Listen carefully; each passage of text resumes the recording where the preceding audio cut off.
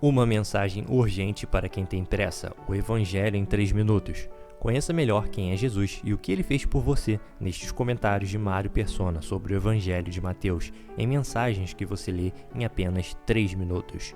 Adquira agora sua cópia com frete gratuito para assinantes Prime Video. O link está na descrição do vídeo. Clique agora e garanta seu exemplar. Nós encontramos esse samaritano que era desprezado pelos judeus. Ele é assaltado, então. Assaltado, cai na mão dos salteadores que o deixam meio morto, ou seja, inerte, também sem condições de se defender, sem condições de falar, sem condições de nada. Ele está em coma, vamos dizer assim. Deixaram ele em coma, como ficam em coma pessoas que são espancadas, que são linchadas. Às vezes pegam lá, o sujeito está em coma, às vezes fica uma semana, um mês desacordado, está em coma. E assim estava esse samaritano, esse homem que estava indo de Jerusalém a Jericó. E então vem um samaritano para cuidar dele. E o samaritano é o único que não se desvia dele. O sacerdote se desviou. Por quê? Porque a religião não pode ajudar ninguém. As cerimônias não fazem nada por ninguém. São coisas vazias. Não servem para nada. Toda aquela pompa de cerimônia religiosa não adianta nada. O levita também não ajudou, porque o levita representa as obras, as boas obras, as obras religiosas não podem fazer nada pelo pecador caído, inerte no chão, sem condições de se levantar. Mas um samaritano, um maldito, aos olhos dos judeus, esse para ajudar. E o mais incrível de tudo, que se um sacerdote representa a religião, com as suas cerimônias, com seus rituais, e um levita representa as obras religiosas que os homens fazem na tentativa de se aperfeiçoarem, de melhorarem aos olhos de Deus, o samaritano representa aquele que é repudiado, que é desprezado por todos. Ele representa o Senhor Jesus. Tem um versículo em João capítulo 8, 48, que diz assim: os judeus dizem para ele: não dizemos nós bem que és samaritano e tens demônio? Chamaram o Senhor Jesus de samaritano endemoniado. Mas é esse que vai, agora em figura, em tipo, que vai parar para ajudar esse homem caído, esse homem inerte no chão. Quando nós vemos a continuação aqui de Lucas 10, versículo 33, diz assim: mais um samaritano que ia de viagem chegou ao pé dele e, vendo-o, moveu-se de íntima compaixão e, aproximando-se, atou-lhe as feridas, deitando-lhes azeite e vinho, e, pondo-o sobre a sua cavalgadura, levou-o para uma estalagem e cuidou dele. Jesus fez isso, será? Fez. O Senhor Jesus, lá no livro do profeta Isaías, no capítulo 53, que fala que viria esse, que seria o Salvador, tem um versículo que diz assim: ele foi ferido por causa das nossas transgressões e moído por causa das nossas iniquidades. O castigo que nos traz a paz estava sobre ele, e pelas suas pisaduras fomos sarados. Essas ataduras que o samaritano coloca sobre o homem caído agora, representam a obra de Cristo feita em prol do pecador. Ele morreu por nós, ele foi ferido por causa das nossas transgressões, moído por causa das nossas iniquidades. O castigo que nos traz a paz estava sobre ele, e pelas suas pisaduras, pelas suas feridas, pelas suas marcas, hematomas, não é? Fomos sarados. Isaías 53, 5. Esse samaritano, ele coloca uma atadura nas feridas, portanto, e coloca azeite nas feridas. E na Bíblia nós sabemos que o azeite tem é o símbolo também, serve de símbolo do Espírito Santo. E essa é a aplicação que esse samaritano faz, então, naquele homem caído e ferido. Coloca o azeite.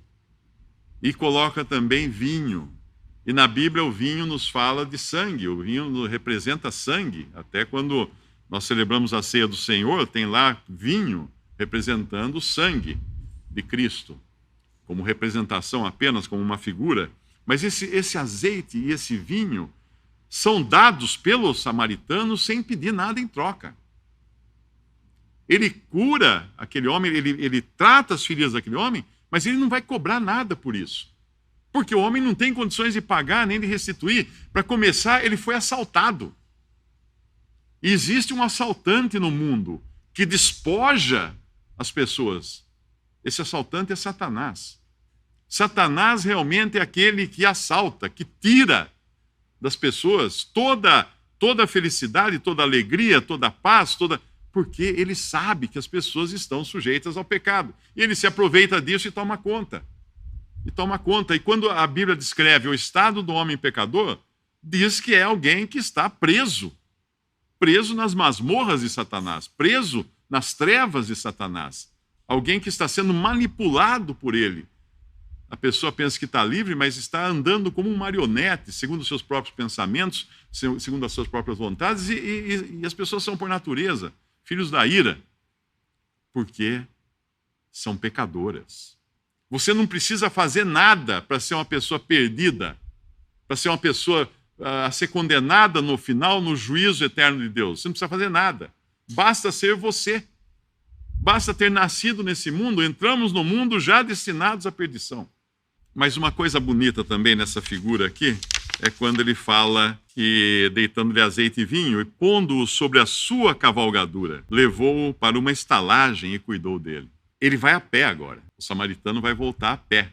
E quem vai montado, quem vai deitado sobre o seu animal, sobre a sua cavalgadura, provavelmente um jumento ou uma mula, quem vai?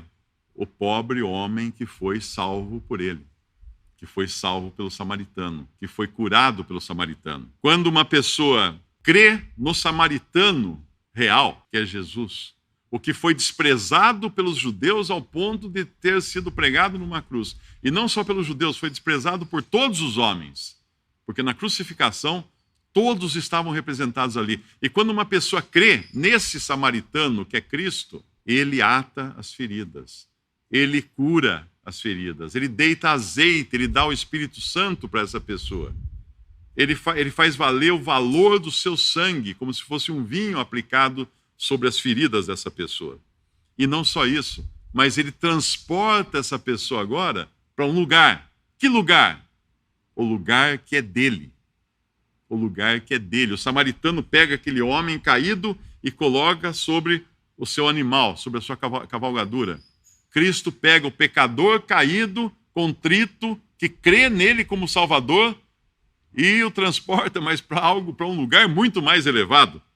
Em Efésios 1, versículos 3 em diante, diz: Bendito o Deus e Pai de nosso Senhor Jesus Cristo, o qual nos abençoou com todas as bênçãos espirituais nos lugares celestiais em Cristo, como também nos elegeu nele, antes da fundação do mundo, para que fôssemos santos e irrepreensíveis diante dele em amor. Isso está falando de pessoas convertidas a Cristo. E a palavra irrepreensível significa alguém que não tem motivo algum para ser repreendido por Deus. Mas quem é esse alguém? Todos aqui temos erros, pecados, falhas. Quem é esse alguém que aos olhos de Deus, Deus pode olhar e falar assim: não vejo nesse pecado algum? Quem é esse? Aquele que creu em Cristo, aquele que teve as suas feridas, os seus pecados, pensada pelo tratamento de Jesus, pelo tratamento que ele providenciou através da sua morte na cruz do Calvário. Esse que recebeu, então, o Espírito Santo, o azeite do Espírito Santo. Esse que recebeu o benefício do sangue de Cristo, o sangue que nos purifica de todos os nossos pecados. Esse, aos olhos de Deus, irrepreensível, nos elegeu nele antes da fundação do mundo para que fôssemos santos, ou seja, separados e irrepreensíveis diante dele, diante de Deus, em amor. Irrepreensível diante de Deus. Já pensou você chegar na presença de Deus e não ter que explicar nada? Não ter que falar assim: eu pequei, eu fiz tanta coisa errada na vida, o senhor vê aí que pena que eu vou receber. Não. Deus olhar para você e falar: você está salvo. Ele vê o sangue de Cristo. Ele vê uma pessoa que agora está em Cristo, está no Filho de Deus, que é irrepreensível por natureza, e nos predestinou para filhos de adoção por Jesus Cristo, para si mesmo, segundo o beneplácito de sua vontade, para louvor da glória da sua graça, pelo qual nos fez, Deus nos fez, agradáveis a si no amado, que é Cristo. Deus faz o pecador agradável a si mesmo, a Deus, em Cristo. Em Cristo. É como se ele trocasse os óculos. De repente ele está vendo um pecador perdido, sujo de pecados. Essa pessoa creu em Cristo como Salvador, ele coloca os olhos, ele vê alguém que está em Cristo agora. Essa pessoa não pode estar suja, porque ela está em Cristo. Não porque ela se esforçou para se limpar, porque ela está em Cristo. Para filhos de adoção, e depois fala no versículo, na continuação do versículo, em quem temos a redenção pelo seu sangue, a remissão, a retirada, a arrancada das ofensas, segundo as riquezas da sua graça, da graça de Deus, não da graça nossa. Agora veja bem isso. Filhos de adoção. Mas não é só um filho de adoção. Deus não adota um filho. Deus não pega a guarda do filho. Quando uma pessoa se converte a Cristo, ela vai se tornar filho de Deus. Mas não é uma guarda provisória, algum tipo de... que Deus vai ser não pai, mas vai ser apenas um guardador dessa criança. Não. Deus se torna pai, ou melhor, a pessoa se torna um filho de Deus, uma filha de Deus. Volta à história agora. Volta, rebobina a fita. Quando nós encontramos uma criança totalmente incapaz e a adotamos como filho, eu pergunto, o que esse menino fez para merecer ser adotado como filho? Nada.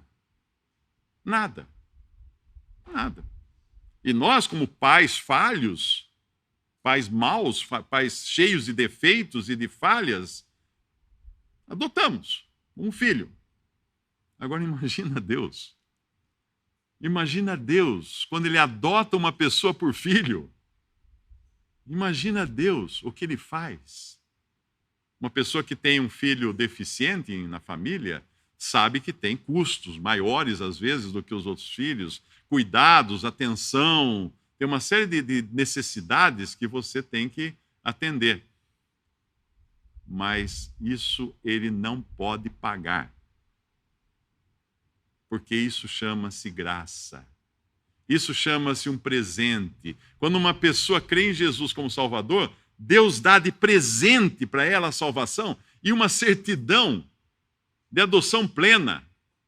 Eu me lembro até o dia que nós fomos fazer a documentação final, passou algum tempo, né? Tem um processo para você chegar à adoção definitiva, plena, que o juiz escreve na margem do livro onde é feita a mudança de nome, a mudança de pais, de avós, toda a descendência, a ascendência da criança, ele anota na margem o seguinte: é vedada a revelação de quem era essa pessoa antes. Ninguém pode dizer quem foi ele antes de ser adotado. Olha que coisa interessante. Porque mudou, é uma outra pessoa agora, com uma outra identidade, uma outra família, outros pais, outros avós. Ninguém pode levantar o passado e querer trazer à tona. Isso é legal. A mesma coisa Deus faz com um que ele adota como filho, que acaba se tornando um filho pleno, porque tem também agora, faz parte da família de Deus e é co-herdeiro com Cristo de todas as bênçãos que pertencem a Cristo, de todas as riquezas que são de Jesus, de tudo que é do Filho de Deus, de Cristo, o Filho de Deus, Deus e homem. Os salvos por Cristo são co-herdeiros. Não tem metade da herança, não tem uma parcela. Co-herdeiros, juntamente com Cristo. Veja que coisa tremenda. Eu pergunto, você tem isso? Você desfruta disso? Você já é um membro da família de Deus?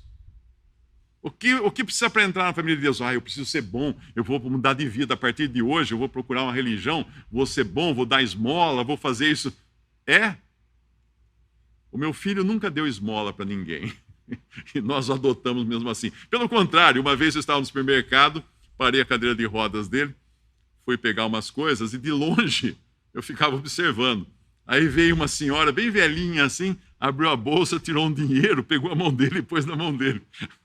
Aí quando eu fui lá, eu olhei e falei, bom, não vou nem lá falar nada para ela, né? Porque ela deu uma esmola, ela pensou que ele fosse um mendigo ali no supermercado, ela deu uma esmola, colocou na mão dele.